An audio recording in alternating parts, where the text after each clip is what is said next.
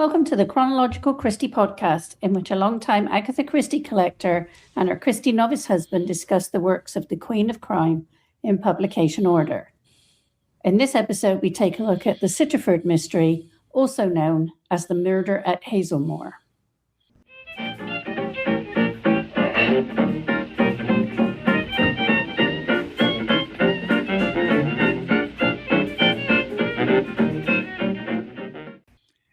Welcome to the Chronological Christie podcast. We are your hosts.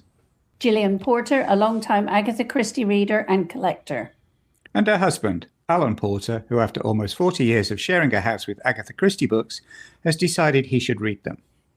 We'll be tackling the books in UK publication order as detailed on the official Agatha Christie website and sharing our thoughts on each from the viewpoint of someone familiar with them. And someone reading them for the first time. But before we dive into the book itself, we thought it would be interesting to place it into the context of what was happening in the UK and the world at large at that time. So what was going on in 1931? Well, across the world, there was the catastrophic China floods, which submerged vast regions of the Yangtze, How, and Yellow rivers, killing 1 to 4 million people and becoming one of history's deadliest natural disasters. And I must admit, I was completely unfamiliar with that, which is terrible. That is awful, isn't it? A, that we didn't know, and B, that happened. Yeah. In Europe, I'm going to butcher this, my apologies for the German speakers among us. The Credit Stout, Austria's largest bank, went bankrupt, beginning the banking collapse in Central Europe that caused a worldwide financial meltdown. The Hawke's Bay earthquake struck New Zealand's North Island, killing 256. On a more positive note, the Empire State Building opened in New York City, becoming the world's tallest skyscraper and a symbol of modern ambition. In Germany, automobile manufacturer Porsche is founded by Ferdinand Porsche in Stuttgart. Back in China, the Chinese Soviet Republic is officially proclaimed by Mao Zedong. And in the UK, the Highway Code is issued, beloved of all learner drivers in the UK ever since.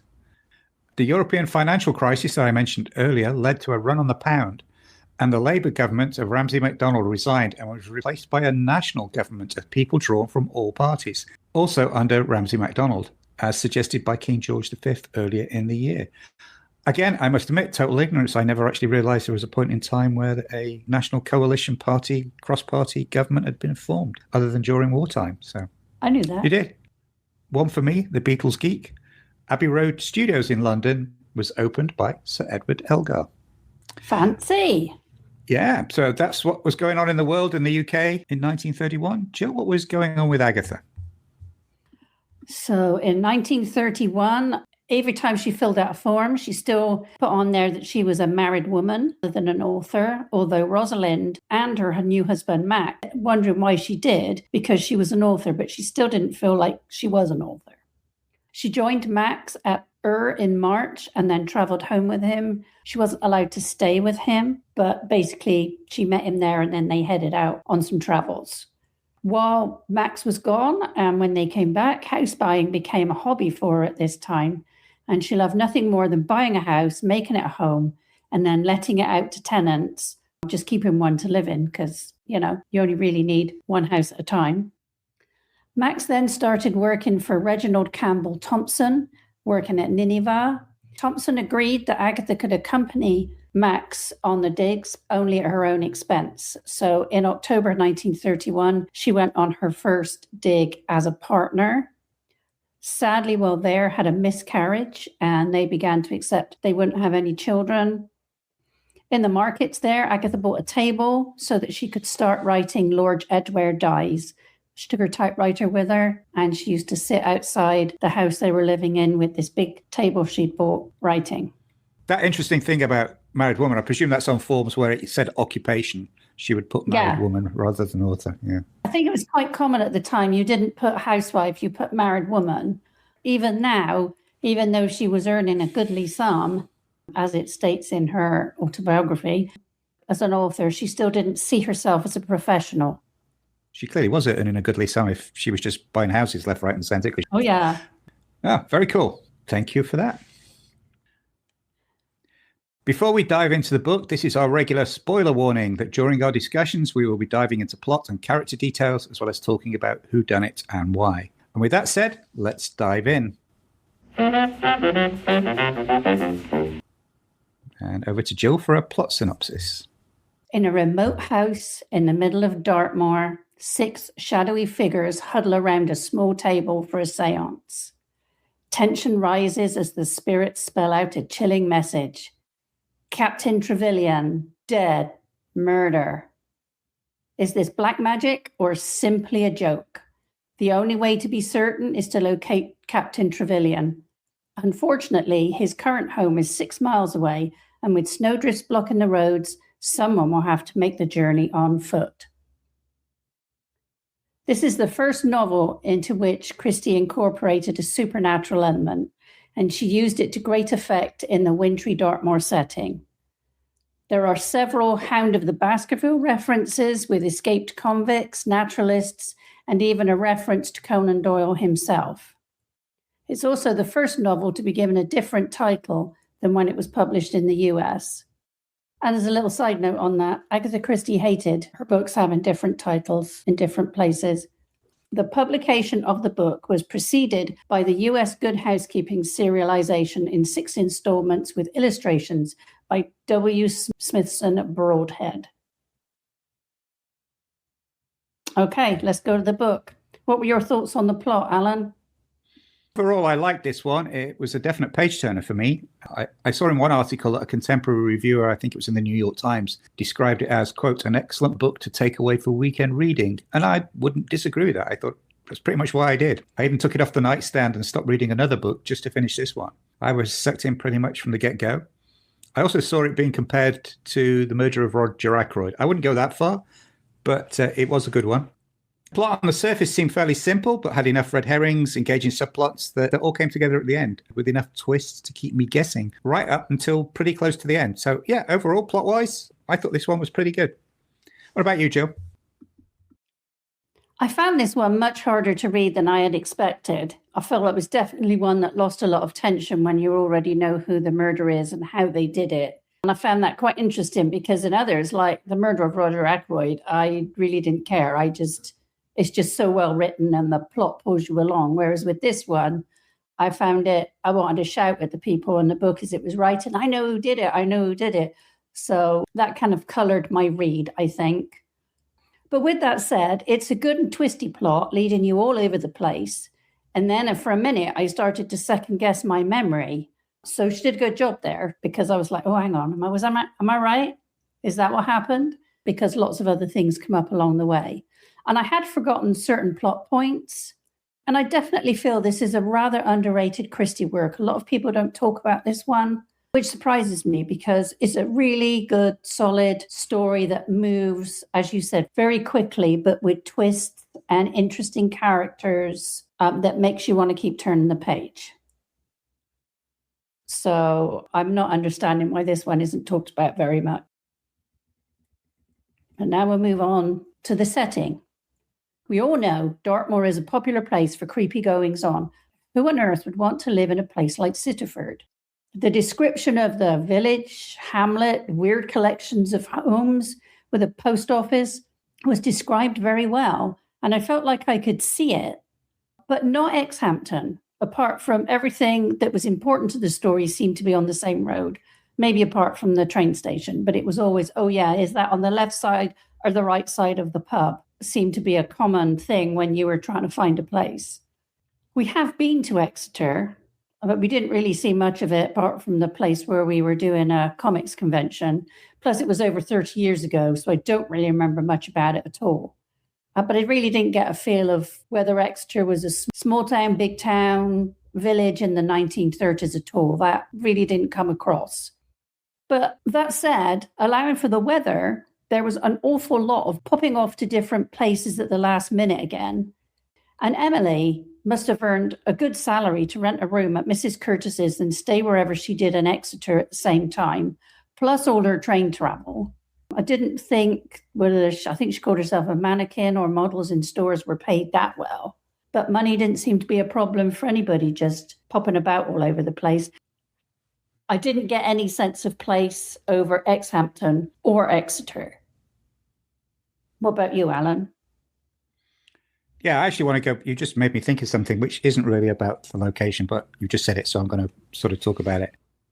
How people fund all the popping around in these books. Now, up until now, most of the main characters have been people of wealth, upper class, whatever, big houses, cars. You just assume the question of money never really pops into mind. You know, Poirot has deep pockets, even though he's a professional, not aristocracy, but he's, you know, pretty well off. So it's never really crossed my mind. But that point you just made about Emily, I think this is the first time a lead character has basically had what I would call a normal job, though being an in-store mannequin is it's not something we think of as a job now, but was pretty normal then. But as you said, was probably not that well paid. So I'd never really thought about how did she afford to be hopping on and off trains and paying hotel bills and blah, blah, blah. Anno, Tommy and Tuppence were, you know, at the beginning fairly skint, and that was why they set up their investigation agency. But again, they very quickly became pretty well off. So yeah, never really thought about it before. It's a good point you just raised there, babes. Thanks. Appreciate it. No problem. Which, of course, as I said, has got nothing to do with the setting, but I think it does, because the popping around is part of a sense of place. very Because true. it does say that Exhampton and Exeter are only 30 minutes apart by train. Very true. Carry on. Thank you. Dartmoor. Yes, we got some great memories of Dartmoor. Our kids used to love to stop and pet the wild ponies whenever we drove across Dartmoor. I think we got some nice pictures of them doing that somewhere. So where were the ponies in this? Maybe it was too cold for them, too much snow. Anyway, it's again clear from her writing that Christie knew the moors well. She'd been there and some of the small towns and villages dotted around. But the thing I couldn't get my head around, and Jill just sort of mentioned this, is Sittaford, which really was a hamlet rather than a village, I think. It didn't have a church, so it can't be a village. And it didn't have a pub, which is weird. And it only had a total of, by my count, 10 houses. Sittaford House, the 6 cottages that Trevelyan built, and the 3 original ones. So before Trevelyan arrived, it was even smaller. Yeah, it had a blacksmith and a combined post office and sweet shop, which is sort of strange to me because when we're back in the UK and driving around, we drive through much bigger villages that no longer have any sort of convenience store in them or sweet shop or anything like that or any retail. Just didn't sort of seem right. But I assume Christie had been through a hamlet village like that at some point. I do love that at one point somebody referred to the sweet shop as, quote, the local Harrods. I thought that was quite funny. But yeah, no pub, no church, just seemed a bit weird. You're right about Exhampton. Everything just seemed to be within a few yards of the pub and there was nothing else. I really didn't get a sense of place there.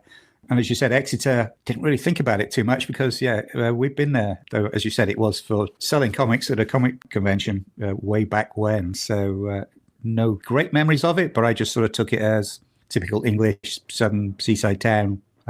Give it much thought, to be honest, because it's a real place we've been. Good to be back on Dartmoor. Read Hound of the Baskervilles many, many times. So sort of, that side of Dartmoor, escaped prisoners, all that sort of stuff was familiar. And I will say, I didn't really get a sense of Sittaford being a character as a place, the same way as, say, St. Mary Mead is a character, even though it's a place, which was a really poor attempt at me segueing into the next section, which is about characters. I thought that Emily Trefusis, why can't Agatha Christie use names that are easy to pronounce? It gets me all the time. Anyway, Emily was a fun and plucky heroine and an interesting lead character who knew just how to manipulate people sort of in a good way to find out what she wanted. And she certainly knew how to turn on the charm, although I did feel by the end that she'd actually led Charles Enderby, the reporter who fell for her, on a bit too much. I felt very sorry for him at the end. Talking to Charles, he was also a fun read, quick to jump on any opportunity for a story, even if he had to make up some of it up along the way. I liked the conversation he had with Emily when he said, by the way, you did an interview with me this morning. She's like, did I? What did I say? And then he sort of, well, you were the plucky young fiance, blah, blah. I thought that was fun that he basically completely made up an interview and turned it in. And she was okay with it. I thought that was good. He was a quick thinker too, if a little too easily distracted by a pretty face there. Inspector Narracott had his moments, and I liked the fact that he emphasized his was the pursuit of justice rather than just going for an arrest. I thought that was good. And that he was happy to admit when the police got things wrong, which is good. And that he was actually prepared to listen to Emily along the way and started to sort of take her seriously, which I liked. Most of the other characters, to be honest, seemed fairly stereotypical, but in this good sort of way. There was just enough information to get to know about them and their characters without going too deep. And they all had a part to play and had some depth to them, which was good. But none of the others really jumped out at me as being as particularly memorable as Emily, Charles, or the Inspector. Those were the three that really stuck out for me. What about you, Jill? What did you think of the characters in this one? Well, I agree with you. I mean, without a character like Emily Trefusis, this book wouldn't have gone anywhere at all. She was the bright star of the story. She was the driving force of the investigation. Her choice of lifetime partner may be puzzling to us all, but she definitely knows what she wants and she goes out there and gets it, which in the time frame I loved. I loved the fact that in 1931, women were written like this. The way she could manipulate people into doing what she asked, and they ended up thinking it was their idea, was very clever. Is this the way Christie wished to be, I wonder? Just a little thought. Like you said, Charles Enderby was also fun. He was also smart enough to how to get the best out of people without them realizing, but he definitely met his match in Emily. Inspector Narracott was rather too much of a background figure for me. He did have his own agenda and ways to investigate that we didn't really see, which was a little disappointing. Maybe made too many investigators because you had Emily doing her thing, Charles doing his, and Inspector Narracott actually working for the police, but you didn't see a lot of what they did. And I think the other thing we briefly mentioned when we were talking about it the other day, I was really quite surprised, especially allowing for what the weather was doing. He goes up to London for the day to interview the other family members who are going to get some money out of the death of Captain Trevelyan, but never even checks in with the local police force, which I think is common practice now. And it made me wonder when that came in. Did they just go about their duties and do whatever they felt like, where they felt like it? Or should he have checked in? Does that make sense? It does, actually. It's very interesting about jurisdiction and stuff like that. As you're saying, maybe at that time, everybody was just like independent.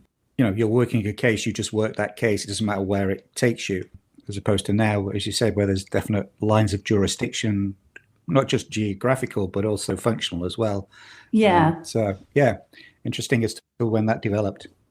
And also, the other thing I would say is I really did feel for Captain Trevelyan's man, Evans, who after a lifetime of faithful service gets a measly £100 of what was a massive fortune back then, especially allowing for the fact he would still need another job to support himself and his new wife.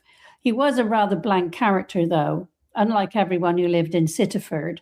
I felt that there were too many eccentricities, and they became rather overwhelming and highly unlikely in such a small place.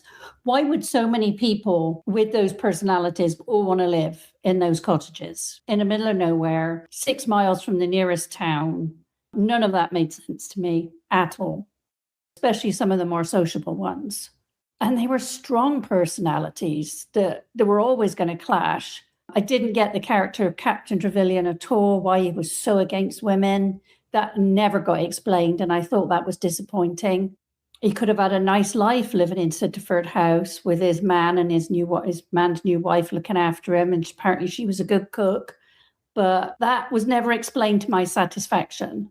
I think one of my favourite parts in the book was when Mrs. Curtis was chattering away to Emily and Charles when they stayed with her. After she left the room, her husband just made like a few comments about something, didn't say anything else, but they talked about her talking like a wall of words washing over people. I thought that was very clever. But why would somebody that liked company as much as she did live that far away? Why did he build those cottages? I think about things too much, obviously, but why did he build those cottages? What were all their relationships to him? Because you had to be approved to live in those cottages. Those kind of things, when I was thinking about the characters, all came to mind. But we really didn't learn very much about Captain Trevelyan and why any of them would want to murder him. It was there, but it was hidden nicely. But you never felt like there were too many people that actually wanted to kill him because you didn't know enough about him. After that little rant, I'll move on to the denouement. I'm thinking it gets better with time with her writing, but again, kind of one leap, and here is the answer, chaps. We know Emily had worked it out and then talked to Inspector Narracott, and the mysteriously ordinary Duke. But I would have loved to have heard that conversation. I felt like it was like, oh, she worked it out, she went off, and then the next thing we know, they're doing a seance. I thought that was a little bit too much of a leap, too much to and fro-ing and not enough substance in that part. Maybe that's why, for some people, it's not one of her better ones. Why did Rycroft want to recreate the seance? What did he get about it? Was it a suggestion by Emily or Inspector Narracott? It seemed very odd that after Major Burnaby agreed with Rycroft, everybody else agreed. Why? What was Major Burnaby approving the seance? Why did that convince everyone else in the room? Because there was more of them, you know. Everyone has an opinion. Nobody seemed very keen. And then he said that, and they're like, oh, well, all right then. That felt very false to me as well. The mystery around the Willets taking Sittaford House was interesting. At the end of the day, it did make sense. But again, it was all rather unnecessarily complicated for a distraction from the actual murderer, who hid in plain sight very well, I thought. And then the young Violet Willett going out every night, and you think, oh, you know, is to meet the person who escaped from the prison. But it was actually Brian Pearson, one of Catherine Trevilian's nephews, because they were in love and her mother didn't approve. I thought that was a nice little twist, because I was like, oh, I don't remember anybody meeting the guy who escaped from jail. I thought that was a neat twist, because I wasn't expecting that. And I'd obviously forgotten that along the way. So I thought that was very clever. I found the explanation that Trevilian and Major Burnaby weren't actually really great friends, but constantly trying to one-up each other twice a week when they met, kind of rather sad. And that whole thing leading into Captain Trevilian using other people's names and addresses to enter competitions, you know, became the whole point of why he killed him over a £5,000 prize that wasn't his, but was Captain Trevilian's. It goes to show sometimes murders aren't done for big reasons, but for very small ones as well. And I know £5,000 then was a lot more than it is now, but it was the reasoning around it I found rather sad, but good at the same time. I thought it was a good reason. And if you go back and read some of the paragraphs, you can see it all there. She gives you all the information, but she's very good at hiding it. What did you think of the denouement, Alan? You're right. I mean, the best ones are when you go back and think and it's like, oh, yeah, every single clue was there. And it was. Some of them from pretty early on. So I thought that was very well done. Yeah, I'd sort of pegged Major Burnaby as a potential killer early on, because everything around the discovery of the body was just his say-so, rather than have anything else to back it up. So I was sort of pegged early on that, oh, okay, I think it might be him, but I couldn't figure out how or why. And the more I read, the more I began to doubt myself and started to think it was others, which was great. As you said, there were so many red herrings and little hints of things that it did make me begin to second and guess myself. Talks about the football competition and how much it was. The sheer size of the football competition prize, which, again, I assume that Trevelyan had actually figured out pretty early on, was a good motive. £5,000 back then seemed like a good chunk of money for a newspaper prize. And I thought perhaps it was a bit too much, that Christie was sort of overemphasizing it. So I did some research. That's actually around £450,000 now, which is a lot of money and sort of makes the motive a bit more understandable. But again, I thought that was a lot for a newspaper competition. So I went back and I looked at the prizes from the Spot the Ball football competitions that I remember from the newspapers in the 70s and 80s. I don't know if you remember those, Jill. I do, yes. Sometimes the prizes were as high as £250,000 for that back then. So that tracks. You know, if you're talking £250,000 50 years ago, it's a lot of money for a football competition in a newspaper, but it seems to track. So makes the murder a bit more understandable, particularly as you said, they weren't the friends that everybody else assumed them to be. Trellian was really a horrible character, what little we knew of him, in the way that he used people for his own ends. And talking of tracks, the paperback edition we read had a pair of skis on the front cover. And while reading the book, I occasionally would pick it up and keep going, why are the skis on the front cover of this book? Because nobody in this story uses skis. But there it was, right at the end. It was the answer to how Burnaby did it. And it was right there on the cover. Every time I picked it up, never spotted it. The actual mechanics of at the end with the ski boots and the skis, I did have to go back and read a couple of times to figure it out as to how it actually worked logistically. But I got there in the end. Like I said, while I sort of pegged who the murderer was early on and even what it was about, to some extent, the actual mechanics of it not coming together right until the end was like, oh, that was really well done. So, yeah, I like the reveal in this one.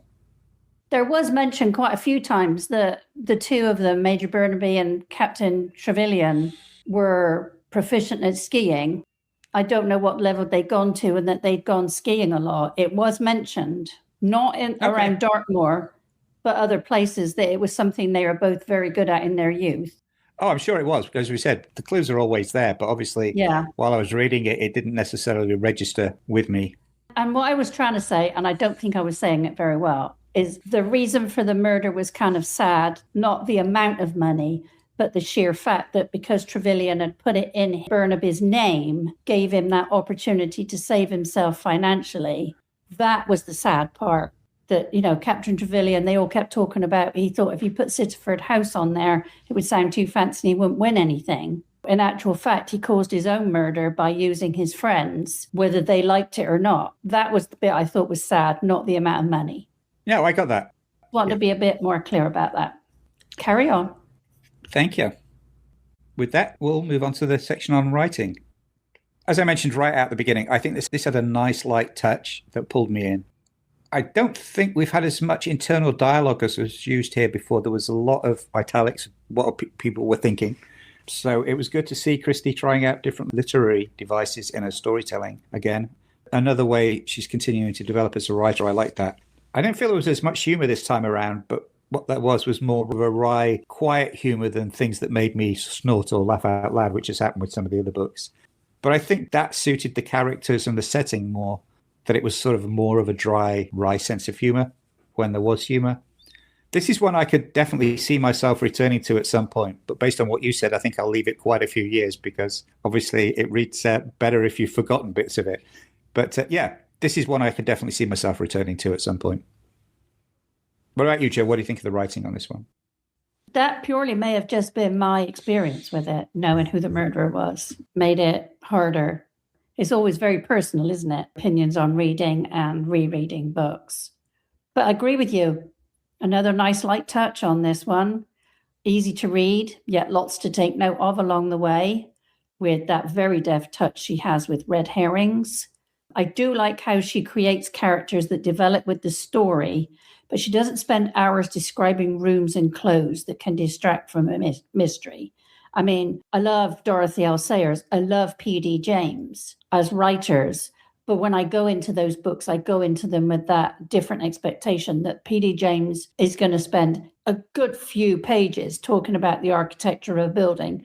And if I'm not in the mood, I can just skip them. That's my choice. But when I think you're reading a nice little murder mystery like this, that just detracts from the beauty of the clues and the red herrings and makes them even more impossible to find. I think that's one of the beauties of her books, is they're accessible because they don't expect you to have a knowledge of too many deep things, I guess. Any other things you want to discuss? Alan, you seem to have something you want to discuss this time. I do. I actually just mentioned the book cover. I was talking with the skis. I was talking about the front cover. I want to talk about the back cover. I actually want to take a quick diversion to talk about book blurbs. So the one we read was a 1973 US paperback edition. This is what it said on the back cover. Why the worldly and elegant widow, Mrs. Willett, and her daughter Violet come halfway around the world to live at Sittaford House. What had drawn them to this bleak place where they knew no one and no one knew them? Okay, that's fair enough. Then it goes on like this. Inspector Narracott knew their story was a fabric of lies. Eventually, it took him a while. Yet the truth remained elusive as he moved into the labyrinth of strange deception following the twisting, turning trail of a diabolical killer. I'm sorry, what twisting trail? What diabolical killer? This makes it read like he's after a serial killer with multiple victims rather than methodically trying to solve a single murder. The blurb closes with this, and this is what really got me. Then he made a shocking discovery, and a grisly new vista of horror opened up before the inspector's eyes. What? What shocking discovery? What grisly new vista? I know these are written to get you interested enough to pick up the book, but you do have to wonder if the copywriter had actually read the book. I've written book blurbs. I've been in marketing. So I know you're doing stuff to hook people in. When they're written like this, it's just really irritating, I find. As you can tell, it sort of gets under my skin a bit. Read the book before you write the copy, please. End of rant. I mean, what did you think? Did you even notice it, Jill? Probably not. You've read this so many times. Not specifically with this one, but I will say with other books, as you read blurb and you're like, I know I don't need to rely on it, but that sounds kind of interesting. It's got to be vaguely related to the story. And then you start reading and you're like, oh, A, this is nothing like I wanted to read. And B, this is nothing like the blurb. It does make it very difficult to know whether a book is actually what you want to read. And I do tend to do more research online before I go and buy books now, because I know you can't rely on them. Occasionally, I'll pick up a book and think, oh, that sounds fun. And then you get home and you're like, oh. It does make it very hard to know what you're going to get. I especially like that bit. Grisly new vista of horror opened up before the inspector's eyes. Whether it's true or not, it's a great line. Whoever wrote that should be very proud of themselves. I think my problem is, yes, you may not be getting the details quite right, but it's about the tone. This makes it read like or feel like you're about to read a horror story, and it's not. Yes, I agree with you on that. And I was going to say, my only other comment really is, as I noted before, I really dislike books having different titles from different countries. It's a disappointment when you think you have found a new book by a favorite writer only to find out it's the same story with a different title. I did that last year when we were back in the UK. Picked up a book which I thought was a follow-on from Carla Valentine about the forensics of Agatha Christie books. And it was the same book with a different title. And I feel like on the covers of these books, they need to make that clear that it's the same book with a different title. Great for them. They got 2 sets of my money. Bully for you.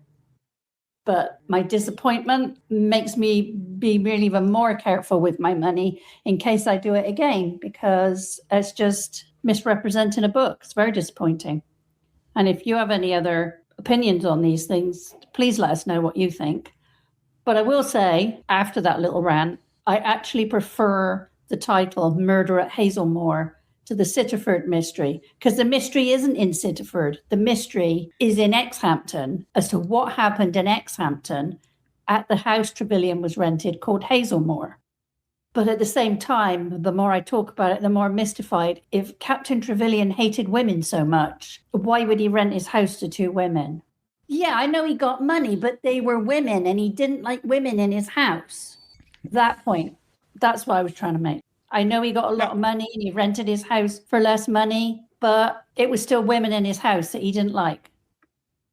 I get your point. Going back to the different titles, I mean, when they were very distinct, separate markets, I can sort of see that. I mean, it still happens. You know, the first Harry Potter book was renamed for the American market. But I think as now we're in a sort of digital, global internet world, I think it makes less sense now. Well, Sophie Hannah's books have different titles. I don't know if her Poirot continuation ones do. I don't think they do. But her other ones, they have different titles, and she's talked about it quite a bit as well. I mean, it's a marketing decision. That's the one thing a lot of people don't necessarily understand about authors and writing is you actually, particularly if you're going through a traditional publishing house, you really don't have a lot of say over what the actual end title is going to be for any given market. That's down to the marketing department of the publishers, not necessarily the author. Having said that, here, I agree with you. I think The Murder at Hazelmoor is a much better title for this story because that's exactly what happened. And to be honest, that is the original title because it was published in the US before it was published in the UK. So the title was not changed for the US market. The title was changed for the UK market. The Sittaford Mystery, yes, there is a mystery about Sittaford. It's like, why did those people want to rent their house? Why were they so insistent on renting this house in Dartmoor in the middle of winter, blah, blah, blah. That's the Sittaford Mystery.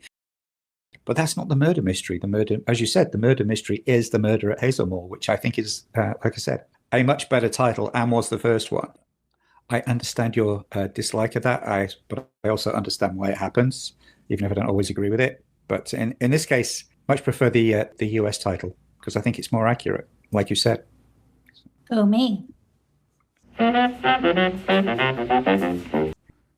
Before we move on to discussing the adaptations, we want to take a quick break to tell you about our Patreon account, where you can now get early access to our podcasts, as well as our Patreon-exclusive Agatha Adjacent podcast series.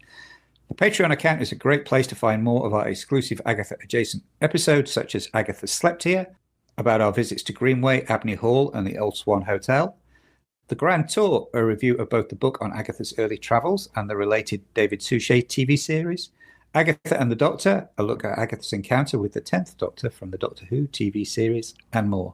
Patreon members also get early access to the regular Chronological Christie episodes ahead of their general release dates, as well as the opportunity to submit questions for our bonus Q&A episodes.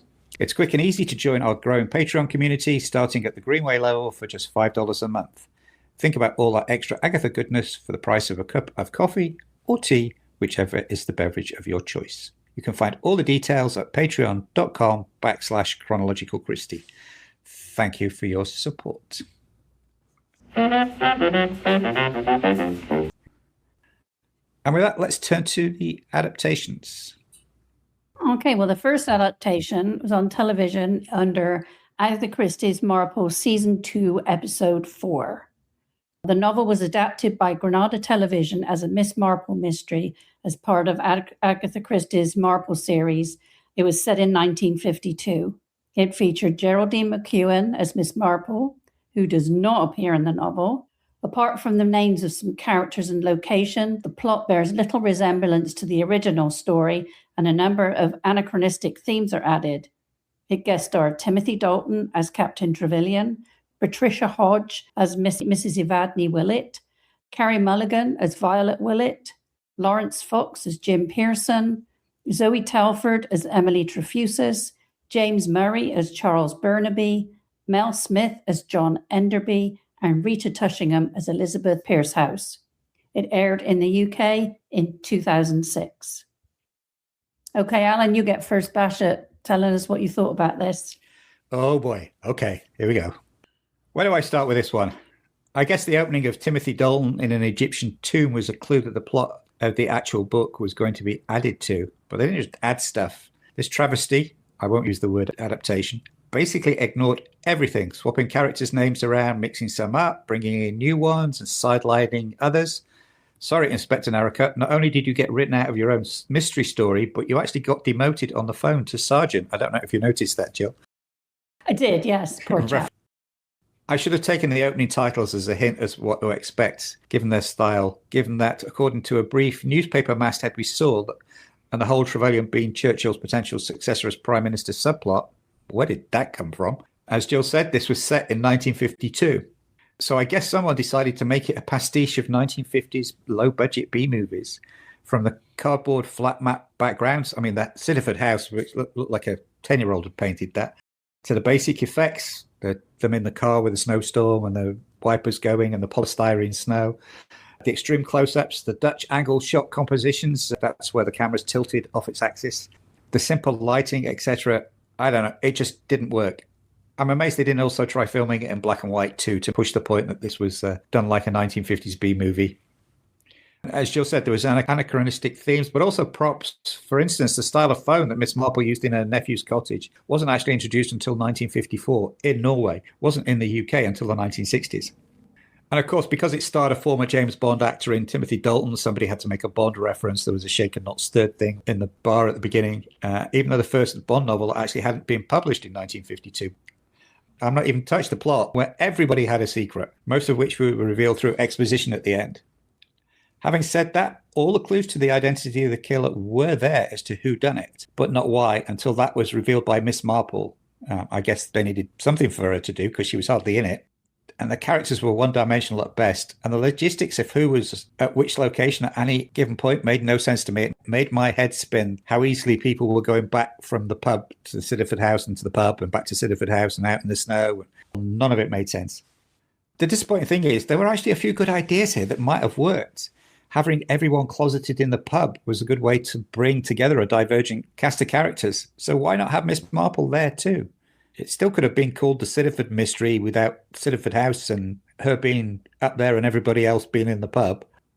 And going by the book and knowing the book, it seemed possible early on that Mel Smith's character of the old army chum and local Conservative Party organiser, John Enderby, again, don't know why they swapped the names, could have been the murderer. Thinking that, I thought it was really clever that they had him take over the investigation when the police couldn't get to the pub because of the snowdrifts. That opened up the idea that this could be the murderer investigating his own crime. And I thought that was a great idea. Did they go that way? No, they dropped that in favour of the old forgotten child trope to identify the murderer. I will say, though, that the cast, which was a great lineup of familiar British TV and movie names, I think they must have realised it was all ridiculous fairly early on, and they had a ball chewing the scenery and going over the top with their line deliveries and acting, which sort of added to the travesty of it, to be honest. But I think they had fun, particularly Patricia Hodges. She seemed to be having an absolute ball with her over-the-top line deliveries and reactions. But yeah, this was a what the hell are we watching moment, really was. What about you, Jill? I know you have similar thoughts. I agree. What was that we suffered through for this podcast? I mean, they talk about people suffering for their art, chaps, but man, this was just one hell of a mess. And you would think with such a stellar cast that at least the acting would be solid, however bonkers the script was, but no such luck. I know you said you thought they were having a ball, Alan. They were all like they were on their own little stage. It wasn't like they interacted with each other properly either, I didn't feel. That's a good point. Yes, while they were all definitely chewing the scenery, it was like spotlight, spotlight, spotlight. And I think that, again, came back to the direction and them trying to do the B-movie type approach. Probably. I mean, I will say my two favourite parts were when Miss Marple met a Captain Trevelyan. So you've got Geraldine McEwen and Timothy Dalton in the train thing. And she's just chattering away to him, being this chatty little fluffy old woman, and still doing it in the car on the way to Sittaford House. His face was a picture. That was a brilliant piece of acting. And also from Geraldine McEwen to be able to just keep that face and the chatter going, even though nobody was actually paying attention, was brilliant. And then the second bit was when, just as he was leaving the house, she used Captain Trevelyan's arm to measure whether the sweater she was making with the arm was going to be long enough for her nephew, Raymond West. I thought those parts were actually great because they did interact, and his long-suffering face to her conversation was just perfect. Probably the only bit I liked. And I would say I'm mostly over inserting Miss Marple into stories she has no place in, but even she couldn't save this one. I mean, Miss Marple may be wonderful, but she couldn't save this one at all. There is one adaptation I like that Miss Marple has been inserted in, and we will get to it eventually. Like you, I started off thinking that by everybody stuck in a pub due to the storm was a clever idea, as it would explain why there was such a motley collection of people together. But no, they all had a secret. I mean, that just doesn't happen. All the to-ing and froing from the pub to Sittaford House, which was 2 hours away, mind, when walking in a snowstorm didn't seem a problem at all. And Jim Pearson managed to even in evening wear and dress shoes without dying of exposure on Dartmoor, no less. When growing up, we know that places like Dartmoor and Exmoor are where in the snow and the cold, people die from exposure really easily because it is such a bleak place. So that was ridiculous. Its other saving grace, apart from those bits I find funny, was that it did end. I was quite relieved when that happened. I did like the line when Miss Marple noted that Jim Pearson was Emily's latest fiancé. I thought that was quite funny. But oh my gosh, how convenient that Raymond West, Miss Marple's nephew, had a cottage next door to Sittaford House. My gosh, that worked out well, didn't it? And of course, Miss Marple had to know Emily Trefusis as well. All the coincidences were just, I could go on a lot more. We both could. I thought this Emily was terrible. It was like she was an awful parody of a 1920s hard partying flapper girl. And that really didn't transfer to the 1950s of the adaptation. She kept her makeup on well, I thought, for all that to-ing and fro-ing and staying at the pub. Even in the bath, her makeup still looked perfect. But she obviously wasn't smart. She couldn't solve it. She didn't really know what she was doing at all. The one thing she did do was lead the journalist on while she, so say, was still in love with Jim Pearson. But at least she walked away from Jim Pearson at the end and went off to, Buenos Aires they were going, with Violet Willits, who now Violet Trevelyan, who inherited all of Trevelyan's money because they got married. That was bonkers. Top tip, though, don't stay at an inn on Dartmoor in a storm. I think that's what I came out of that with. Yeah, that was crazy. The novel was also adapted as a 2018 episode of Les Petites Meurtres de Agatha Christie. It was season 2, episode 23. of the original series on the Canopy streaming service. It is season 4, episode 1, under the English title Murderous Melodies. And again, I really don't know where to start with this one. Sure, some of the original plot structure was there, and having read the book, again, made it easy to work out who the murderer potentially was, if not why. Although, interestingly, at least one aspect of the murderer's backstory seems to have been lifted from that terrible 2006 Marple adaptation we just talked about, rather than the book. But this episode just didn't have the charm of the others that we've watched. For me, setting the mystery in a 1960s recording studio made it all seem superficial somehow, which may have been part of the point. And having reporter Alice Avril conveniently be a good enough singer to become an overnight pop sensation, I felt was a step too far. There's a certain level of suspension of disbelief, and I think that one went a little too far. The inspector's secretary, Marlene, who's been my favourite character in the series up until now, I found more annoying than anything. Well, I found the police chief's behaviour verged more towards the creepy than cute this time around. I don't know, maybe I just wasn't in the right frame of mind for this one. Oh, no, it was definitely creepy. I think it was meant to be funny, that the song had helped him get over the death of his wife and he was looking for love and the way he looked at Marlene. But no, it came across as creepy. You're not the only one who thought that. Oh, okay, good.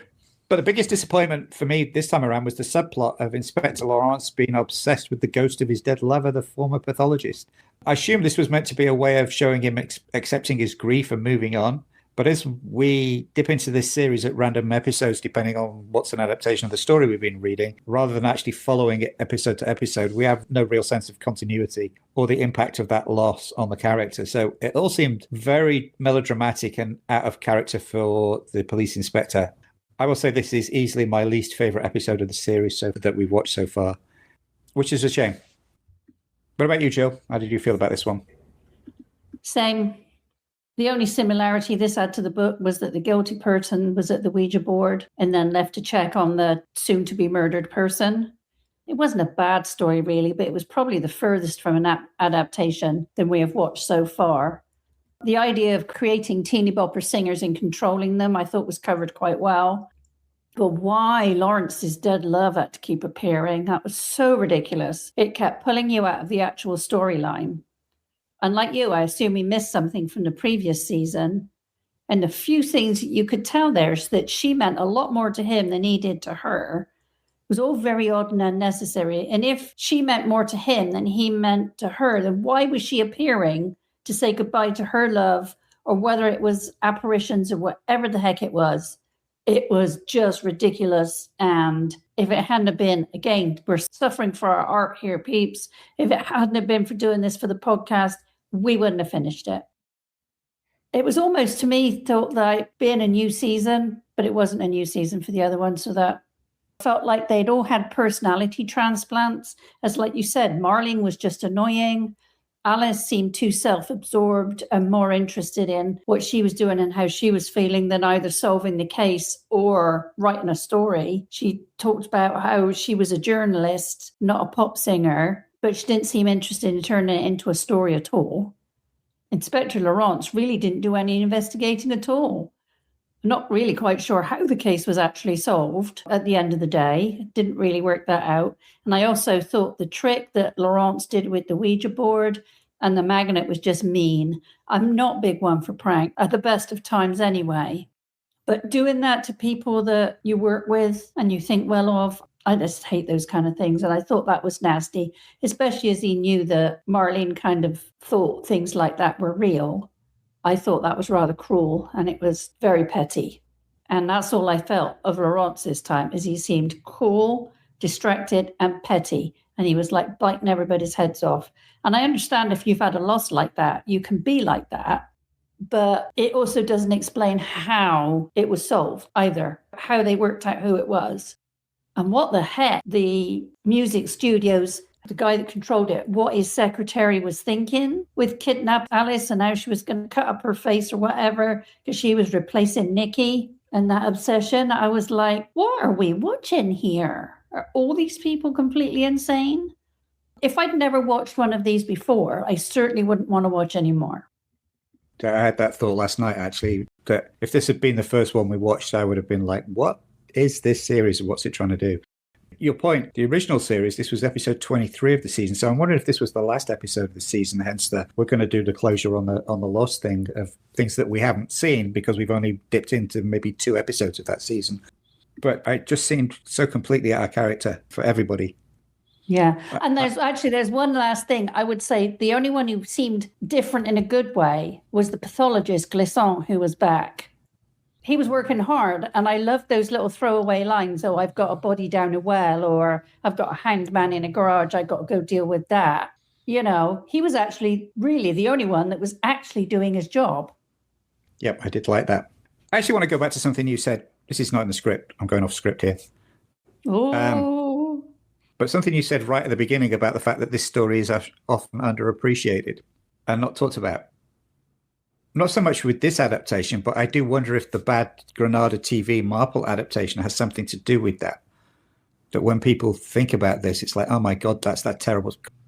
We know this from other communities we're involved in, that a lot of folks, if they're into something, it tends to be more through the visual media than maybe the original stories. So people who are into, Agatha Christie, Miss Marple may know this story as that really bad Miss Marple story from the TV, so they don't pick up the book, or they don't talk about the book because the bad TV adaptations, both of them, have undermined that somehow. Just made me think about that as we would, with what you said earlier on about it being underappreciated, whether these adaptations are partially responsible for that.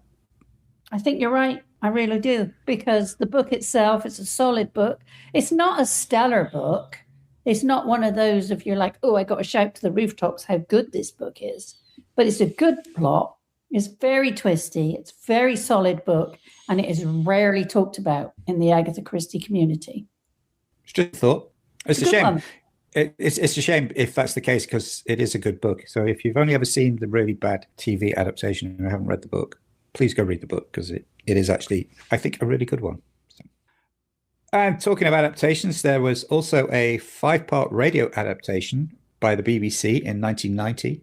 Melinda Walker as Emily Trefusis, Stephen Tompkinson as Charles Enderby, John Moffat as Mr. Rycroft, and Jerry Whitehead as Inspector Narracott. And while there is a page on the BBC website for it, it is not currently available for download, unfortunately. And apparently there's also an Indian online version, a web series based on the novel called Charlie Chopra, which was released in July 2023. But again, not found any hint of that. Okay, so now it's time for my favorite quote. And this one comes from Agatha Christie's autobiography, which if you haven't read it, you should. It's wonderful. So this is about her writing. She says, "Many friends have said to me, I never know when you write your books because I've never seen you writing or even see you go away to write. I must behave rather as dogs do when they retire with a bone. They depart for an odd half hour. They return self-consciously with mud on their noses. I do much the same. I feel slightly embarrassed if I was going to write. Once I could get away, however, shut the door and get people not to interrupt me, then I was able to go full speed ahead, completely lost in what I was doing." I envy that. I don't think there's anything I ever do where I am completely lost in what I'm doing. Ever. How about you, Alan? I know you can. I was going to say, come on, we've been married 40 years. I can get completely lost in just thinking about writing or whatever. I mean, the kids know that too. I mean, it's like, oh, Dad's off in La La Land again. But I love the quote. I never thought about going off and writing as being a dog with a bone. I love that. A great observation. But I think that's the wonderful thing about her writing in her autobiography, is because she's not writing it for a story to make it tight and mysterious.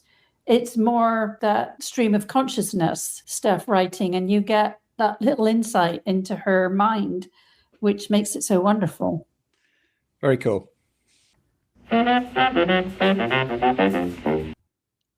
Thanks for joining us for this episode of the Chronological Christie podcast. If you would like to leave a rating or review on your favorite podcast platform, that would be great. And don't forget to subscribe so you don't miss out on future episodes.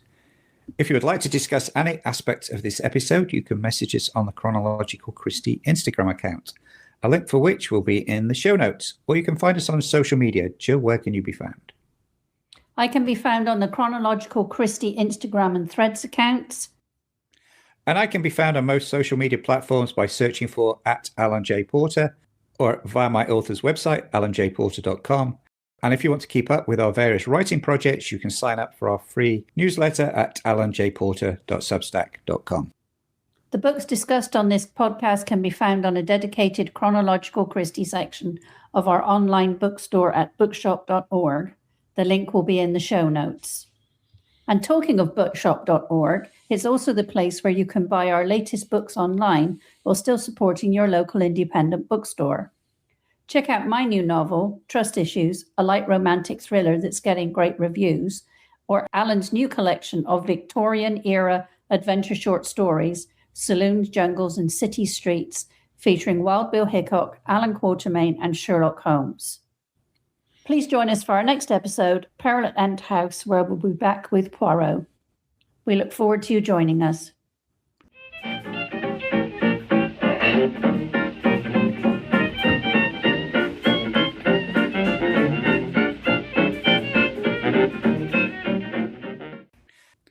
The music used in this episode was extracted from I'm Somebody Somebody Now by the Joe Venuti Orchestra and is a public domain recording. The Chronological Christie podcast is a production of Megrin Entertainment, a division of 4J's Group, LLC.